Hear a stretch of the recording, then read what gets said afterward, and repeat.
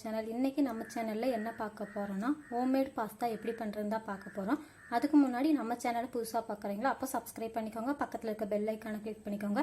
அப்போ தான் நான் போகிற வீடியோ உங்களுக்கு நோட்டிஃபிகேஷனில் வரும். வீடியோ ஃபுல்லாக பாருங்கள். வீடியோ பிடிச்சிருந்துச்சுன்னா லைக் பண்ணுங்கள், ஷேர் பண்ணுங்கள், கமெண்ட் பண்ணுங்கள். இப்போ வாங்க வீடியோக்குள்ளே போகலாம். தேவையான பொருட்கள்: ஒரு கப்பில் கோதுமை மாவு எடுத்து வச்சுருக்கேன், கருவேப்பிலை, மல்லித்தழை, உப்பு, மிளகாத்தூள், சிக்கன் மசாலா, ஒரு பெரிய வெங்காயம் நீளமாக கட் பண்ணி வச்சுருக்கேன், ஒரு குடமிளகால பாதி கட் பண்ணி வச்சுருக்கேன், ஒரு சின்ன சைஸ் தக்காளி, எண்ணெய். இது எப்படி பண்ணலான்னு பார்க்கலாம் வாங்க.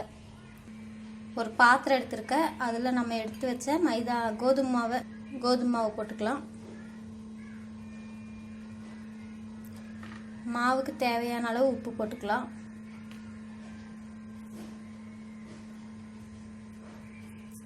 இப்போ இது தண்ணி ஊற்றி நல்லா மிக்ஸ் பண்ணி எடுத்துக்கலாம். இந்த அளவுக்கு தேய்ச்சி வச்சுருக்கோம். இது ஒரு 10 நிமிஷம் இருக்கட்டும். அதுக்கப்புறம் எப்படி பண்ணலான்னு பார்க்கலாம். நம்ம பிணைஞ்சு வச்ச மாவு வந்து நான் ரெண்டாக பிரித்து வச்சுருக்கேன். இப்போ இதை நல்லா தேய்ச்சி எடுத்துக்கலாம்.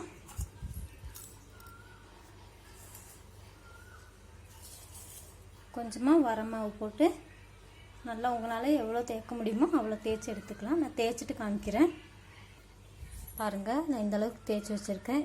இந்த மாதிரி ஒரு மூடி எடுத்துக்கோங்க. வச்சு அமுத்துனீங்கனால இந்த மாதிரி அச்சு வந்துடும். இதே மாதிரி நான் எல்லாமே பண்ணிக்கிறேன். பாருங்கள், நான் எல்லாமே பண்ணிட்டேன். இது நம்ம சும்மா இப்படி கையில் எடுத்தாலே வந்துடும். பாருங்கள்,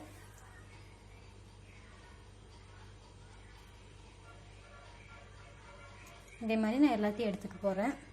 பாருங்கள், நான் எல்லாம் தனித்தனியாக எடுத்து வச்சிட்டேன். மீதி மாவு இருந்தாலுமே நம்ம வந்து மறுபடியும் தேய்ச்சி எடுத்துக்கலாம். இப்போ நான் எல்லாத்தையும் தேய்ச்சி எடுத்துகிட்டு காமிக்கிறேன். பாருங்கள், நம்ம எல்லாமே இந்த மாதிரி கட் பண்ணி வச்சுட்டோம். அடுத்தது பாஸ்தா மாதிரி எப்படி ஒரு ஷேப் கொண்டு வரதுன்னு நம்ம பார்க்கலாம். பாருங்கள், இது இப்படி எடுத்துக்கணும். எடுத்துகிட்டு சென்டராக ஒரு விரல் வச்சு ஃபஸ்ட்டு இப்படி ஃபோல்ட் பண்ணணும். அதுக்கப்புறம் இப்படி ப்ரெஸ் பண்ணி விட்டால் பாருங்கள், நமக்கு பாஸ்தா மாதிரியே கிடச்சிருச்சு. இன்னும் நான் செஞ்சு காமிக்கிறேன் பாருங்கள்.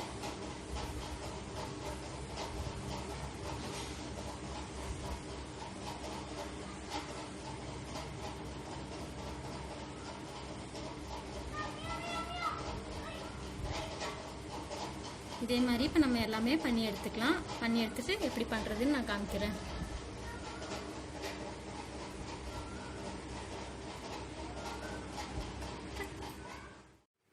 பாருங்கள் ஃப்ரெண்ட்ஸ், நம்ம எல்லாமே ரெடி பண்ணி வச்சாச்சு. இப்போ இதை வேக வைக்கணும். ஒரு பாத்திரத்தில் தண்ணி ஊற்றி வச்சுருக்கேன். தண்ணி நல்லா கொதிக்கட்டும். கொதிக்காமல் போட்டுறாதீங்க, தண்ணி நல்லாவே கொதிக்கட்டும். பாருங்கள், தண்ணி நல்லா கொதிக்குது. இது கூட நம்ம கொஞ்சமாக ஆயில் ஊற்றிக்கலாம். அடுத்தது நம்ம செஞ்சு வச்ச பாஸ்தாவை இதில் போட்டுடலாம்.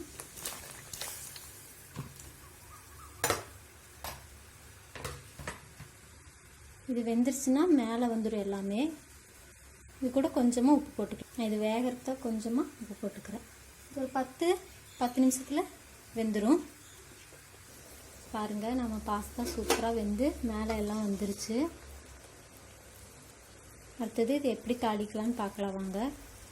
பாஸ்தாயை வந்து நம்ம தனியாக வடித்து எடுத்துக்கலாம். தாளிக்கிறதுக்கு ஒரு பாத்திரம் வச்சுருக்கேன். பாத்திரம் நல்லா காயிட்டும். பாத்திரம் காஞ்சிருச்சு. எண்ணெய் ஊற்றிக்கலாம். எண்ணெய் காஞ்சிருச்சு. கருவேப்பிலை போட்டுக்கலாம். வெங்காயம்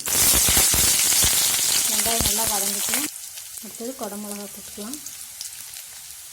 தக்காளி நல்லா மசிச்சு கொஞ்சம் உப்பு போட்டுக்கலாம்.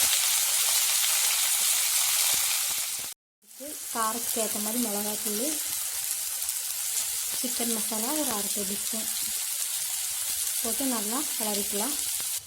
மசாலாவோட பச்சை வாசம்லாம் போயிடுச்சு. இப்போ நம்ம வேக வச்சு பாஸ்தாவை இதில் போட்டுடலாம்.